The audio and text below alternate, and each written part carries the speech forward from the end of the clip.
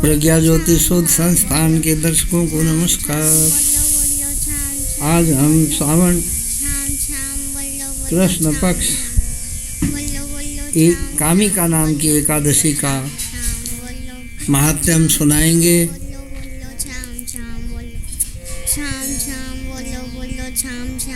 हे कृष्ण गोविंद हरे मुरारे, हे नाथ नारायण वासुदेव। हे कृष्ण गोविंद हरे मुरारे, हे नाथ नारायण वासुदेव।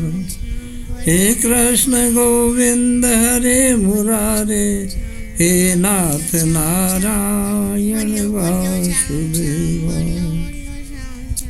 बोलो भगवान श्री कृष्ण की जय। श्रावण में श्रावण कृष्ण एकादशी का ब्रह्म वैवर्त पुराण के अनुसार कामिका नाम है। ऐसा ब्रह्मा जी ने नारद जी को पूछने पर बताया था। ब्रह्मा जी ने कहा, हे नारद, लोक हित की बुद्धि से मैं तुम्हें कहता हूँ कि श्रावण की कृष्ण एकादशी का नाम कामिका है, जिसके सुनने से ही वाजपेय यज्ञ का फल मिलता है। उस दिन जो मनुष्य शंख चक्र गदाधारी भगवान विष्णु, माधव, हरि, श्रीधर, मधुसूदन का पूजन और ध्यान करें, यज्ञ करें, तो उसका पुण्य फल इस महात्म्य में सुनिए। ऐसे व्रत करने वाले साधक को न तो गंगा स्नान की ज़रूरत है और न काशीवास की। नैमिक में होता हुआ और न पुष्कर में वह फल होता है जो श्रावण कृष्ण एकादशी को भगवान श्रीधर के पूजन में होता है। इस दिन श्री कृष्ण का पूजन करने वाले को जो फल मिलता है वो सुनो। गोदावरी नदी पर कुंभ स्नान में व्यतिपात योग में गंडक नदी में वह फल नहीं होता जो कामिका एकादशी का व्रत करने वाले कृष्ण पूजन से प्राप्त कर लेते हैं। जो मनुष्य समुद्र और जंगल सहित पृथ्वी का ब्राह्मणों को दान करे अथवा केवल कामिका का व्रत मात्र करे, दोनों का ही समान फल है। जो सब सामग्री सहित अलंकृत बच्चे गो बछड़े सहित गो का दान करने वाले को पुण्य होता है, वह कामिका व्रत के फल से मिल जाता है।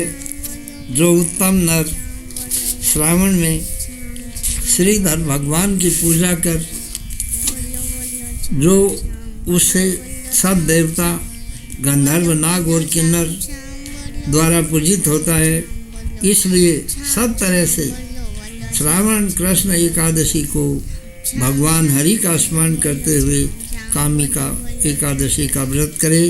पाप से डरने वाले सुपुरुषों को यथाशक्ति भगवान हरि का पूजन करना चाहिए।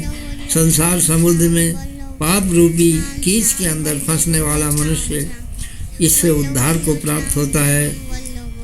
इससे अधिक उत्तम पाप हारिणी और कोई दूसरी पवित्र एकादशी नहीं है। इस प्रकार स्वयं भगवान श्री हरि ने ब्रह्मा जी ने नारद को कहा, इसका वर्णन पहले किया था। विशेषकर आध्यात्म विद्या में रत रहने वाले पंडितों को जो फल मिलता है वह इस कामिका के व्रत से बहुत आसानी से मिल जाता है। कामिका के व्रत को करने वाला मनुष्य रात्रि में जागरण करे भगवान श्री कृष्ण की पूजन करे और वह कभी यमराज की दुर्गति को प्राप्त नहीं होता और न कभी कुयोनि में जन्म लेता है। इस कामिका के व्रत से योगी लोग केवल मोक्ष प्राप्त करते हैं, इसलिए इसको बड़े प्रयत्न से करना चाहिए। जिस प्रकार कमल के पत्ते पानी से लिप्त नहीं होते, उसी प्रकार वह मनुष्य जो भी कामिका एकादशी के व्रत करके तुलसी दल से भगवान की पूजा करे, वो कभी पापों से लिप्त नहीं होता। एक भार सोना और 4 भार चांदी के देने से जो फल मिलता है, वही फल भगवान पर तुलसी दल चढ़ाने से होता है। शालिग्राम शिला पर तुलसी दल का चढ़ाने का बहुत पुण्य है। रत्नों से मोती, वैदूरी और प्रवाल आदि से पूजे जाने पर भगवान उतने प्रसन्न नहीं होते जितने कि तुलसी दल के पूजने से होते हैं। जिसने भगवान की तुलसी दल से पूजा की, उसने अपने जन्म के पाप लिपि का सम्मार्जन कर लिया।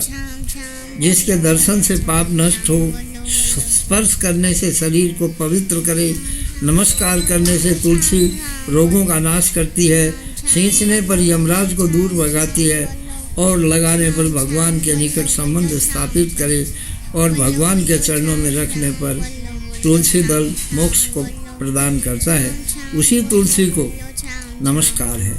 इस तरह तुलसी की भी पूजा करे। जो दिन रात भगवान के समीप दीपक जलाए, उसके पुण्य की संख्या तो चित्रगुप्त भी नहीं बता सकता। भगवान के आगे जिसका दीपक एकादशी के दिन जलता हो, तो उसके दिन में रहने वाले पितृ लोग अमृत से तृप्त होते हैं। घी से या तेल से दीपक जलाकर जो दान करे, वह सूर्य लोक में कोटि कोटि दीपकों के साथ प्रसन्नता से जाता है। यह महिमा कामिका व्रत के महात्म्य में की गई है, इसलिए इसको पापों का नाश करने के वास्ते सब मनुष्यों को प्रयत्न पूर्वक करना चाहिए। ये एकादशी ब्रह्म हत्या हरने वाली, भ्रूण हत्या का नाश करने वाली और स्वर्ग में स्थान दिलाने वाली है और महापुण्य फल को देने वाली है।